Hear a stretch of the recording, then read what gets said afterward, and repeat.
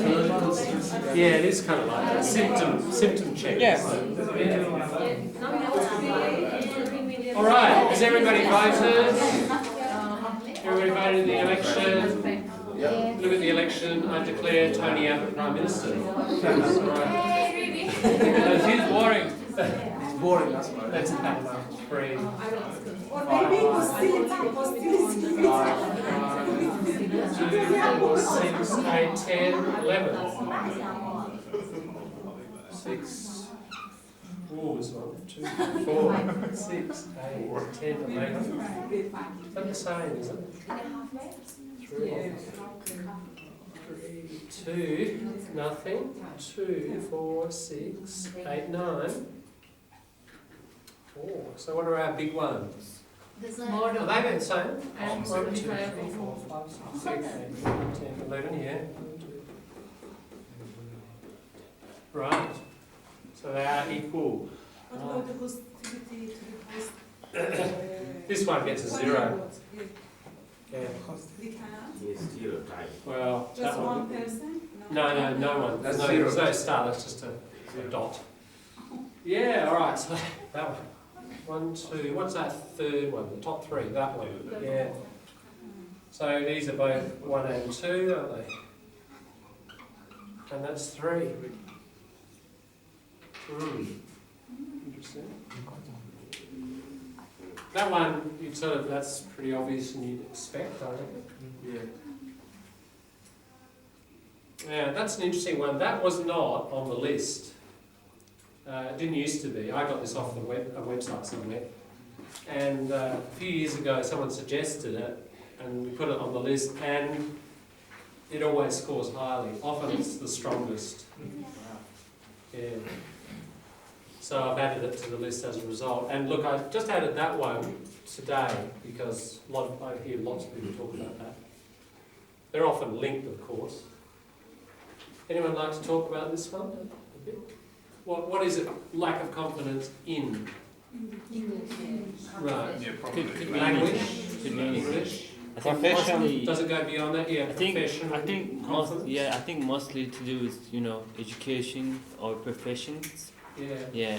Pavel, Majority. can you develop the idea of professional confidence or lack of? In my case, it's very difficult way because I should pass several extremely difficult exams to obtain general registration. This is for medical Yes, I'm practitioners, doctor. like OET and things, is it? Or- OET as well is a part of assessment. Yeah. And moreover, the cultural background, the system is absolutely different. Ethical, legally, and other part of profession absolutely different. Yeah. Practically, I should study from the 0 point. Right, so you feel you're back to 0. Yes. Yeah, and that's demoralising, isn't it? Yes, it's demoralized Disappointing. and disappointed. Yeah. Yeah. Probably a useful word for all of this discussion. Morale, A-L, moral, that's different, that's like ethical. By the way, not ethical. Mhm. Ethical. Morale is like the level of your spirit. So you have high morale in a group, usually a group, but it can be an individual, or low morale, like in a workplace or in an army especially. If the army has high morale, they're going to be more effective as soldiers. So if it's demoralising, remember D is like undoing. Something's demoralising, it's like disappointing, takes away your confidence, you don't feel so good. So certainly culture shock, a lot of it's about getting demoralised at various points, either about language or about your profession, getting Professional reset background, back to yeah. 0. Yeah. And that has a big effect on, I think, this. We get, I would argue, one of the most influential elements in our identity is our labour, is our job. It defines who we are. We have other sources, of course, family and friends create identity, but the job is a huge one. And a lot of people at this point don't have jobs at all, or don't have the ideal job, or the intended job, or a job that equals the previous job. So That's often quite a problem, links in with this. Yeah, so confidence in language, but also professional confidence, social confidence. When you feel lost about your desire and interest goes to loss of identity, Right. is it the same? When you feel lost, Lost in Yeah. your interest and in your profession. yeah, that can be related to that. Can also kind of cause this one came up as a big one. You know the main reason for this one. You live in Adelaide.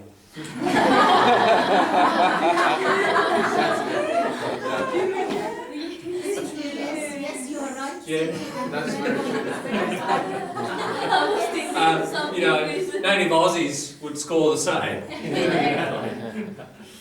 Did you see the result? You should feel very proud as an Adelaidean today, yesterday. Yeah, it's What's mostly the- Fifth, Yeah, livable we scored city. number 5 in the world, most Yeah. livable city. Yeah, most livable city. We've done it for years. We can't beat Melbourne though. We never beat Melbourne. Where was Melbourne? number one. Number 1 in the world. No, Yeah. Sydney.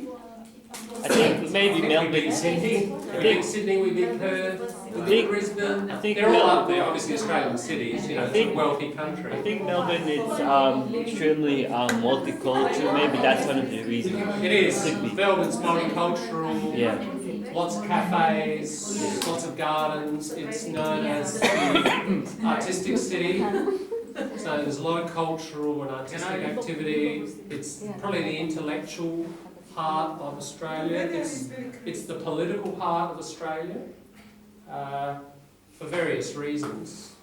I mean, ultimately, it goes back to what we've talked about and what David Fagan told me a little bit about, the gold rush. The gold rush, huge influx of population early on, fastest growing city in the world, along with Chicago in the late 19th century.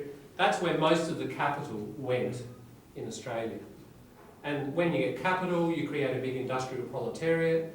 When you do that, you get strong politics. Around strong politics, you get a whole rich intellectual life and an artistic life and so on and so forth. Russia, for example, early proletarianisation, St. Petersburg, cultural capital, political centre.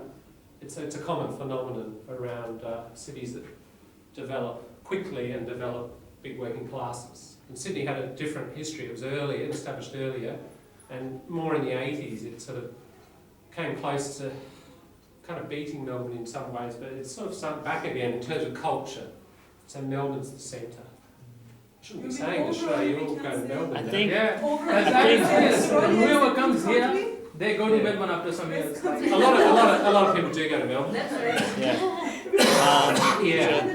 Even a lot of native kids end up in Melbourne. If you're a musician or an artist, a lot of people go to Melbourne because there's a certain critical mass there and community and network that, it's not bad here, it's a lot better than it used to be, but it's still not as big. But yeah, this boredom thing, on a more serious note, that scored the highest. Yeah, interesting. Or second highest, or equal highest, I should say. As I said, I think that's self-explanatory, but anyone like to talk? We can say talk to this. When you talk to this, you speak about it kind of publicly. I think both points are linked. Yeah, sure. Can you develop that? When we come to another place, we are looking for entertainment, something new, which can disturb your imagination. Yeah. Yeah, but as you said, we are in Adelaide, and the life here is very quiet and shy, I can say. Especially after huge cities like in China, Hong Yeah. Kong, Beijing, or maybe European cities. And we feel lack of energy, lack of interest. And it can lead to desire for home and friends, which can stay in okay. the past. Right, so Lead that's to nostalgia, causing that, yeah. rather than that causing It that. lack of impulses outside of your brain. Yeah. Yeah, one more point to the bottom part. Uh-huh. Because in like almost where is he from? We were discussing it. Yeah. In our countries, when we used to play any sport, like we used to play in the streets and all of the stuff, like there was Yeah. like street sport fit up. In evening time, you go out, you talk to your friends, you play in the streets. Yeah. In here, if you're playing any sport, you have to join a club. Make an effort. Yeah, make an Yeah. effort for that. It's like totally different. So Yeah. in that sense, Yeah. person feel a bit bored. You know? That's true. We talked a little bit yesterday about the geography of the Australian city, didn't we? And that the houses kind of face inwards in the back, Yeah. and the street is fundamentally dead. Yeah. There's not that street life, which Yeah. in so many Yeah. other societies there's that life on the street and that network. All you do is sit out front and someone comes along, you know, and you get chatting, have a game of soccer on, Exactly. you know, on the street. And, Yeah. yeah. So because of that, sure, that's pretty much the same in any Australian city, and it can, as you say, cause this. Relate to And And also, it's an interesting point you make, that because you can't get the soccer right there in the front of the house, you have to make an effort, don't you? Exactly. It's a less obvious and it's a much more indirect thing. You have to go, you know, Google away and find a local soccer club, Exactly. and you really have to go out and make an effort to connect with whatever interest it And is. after all that, you might not even make it into a team or something. You know? That's right, you may not. Yeah. Yeah. So then you go stamp collecting Exactly. instead, So or then whatever. Yeah. and also, But yeah, kind of seriously, you've got to pursue about 2 or 3, what are your 2 or 3 top interests? And put out, as we say, you put out feelers, not just one, because you spend 6 months doing that, and like you say, sometimes it doesn't work, or you don't meet anyone or whatever. I think you need to put out 2 or 3 feelers in very different directions that satisfy different parts of you. It could be a physical thing like sport, could be a more intellectual interest, could be a other fun kind of thing, or more social, directly social. And this is a really important strategy about getting out and up, is to be developing those networks which you used to have. It's a conscious project. It doesn't just happen. And you come from many societies where that would normally just happen in the street or in the neighbourhood. It doesn't happen here, you know. And even natives, if you just sit in the street or stay in the street, you won't make connections. People will meet each other at work or through interest groups or sports clubs. That's how people connect.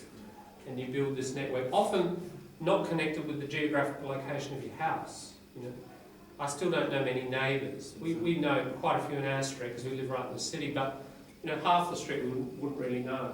And you never do get to know them, and you shouldn't expect to. So you have to go out. It's a much more outward sort of based society. Yeah, Nancy? I can share one app software in mobile phone. Yeah. It's called Living Social. Living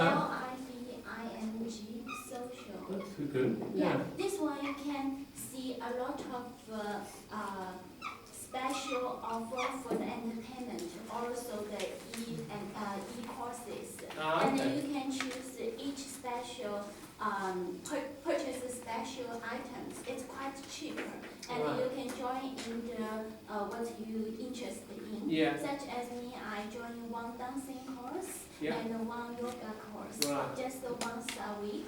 Yeah. And the price is just $1 or $2 per time. Right. So it's very That's a cheap, good- and you can contact with the local person and discuss with some. Cool. Well done. Thank you. Good resource. Yeah. By the way, we just say app. Short for application, isn't it? An app. So Yeah, that is look, local that reminds application. me, there is another app. Local and- application, Adelaide application. Yeah. Mhm. Yeah. Thank you very they're much. kind of locally based. Yeah. Yeah. So you could get one for Canberra or Brisbane or Adelaide. Yeah. Okay. That's a website, but it's also, I'm pretty sure you can download that as an app on your phone. We will look at this on Monday. Meetup. So it's sort of similar. It's like you can type anything in there, you know, bird watching, astronomy, soccer, learning a language, whatever your interests are, and they'll show you groups and when they meet and where they meet and a bit of information about the group. Could be a book club or anything.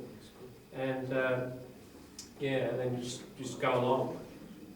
So that's all sorts of categories and all kinds of activities there.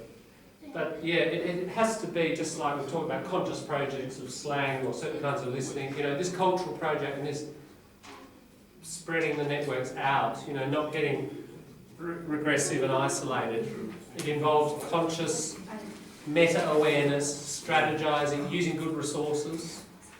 You know, and using them quite consciously and not expecting immediate short-term results. It's going to be a longer-term kind of process. Yeah.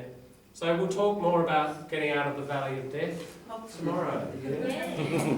All right. We'll see you then.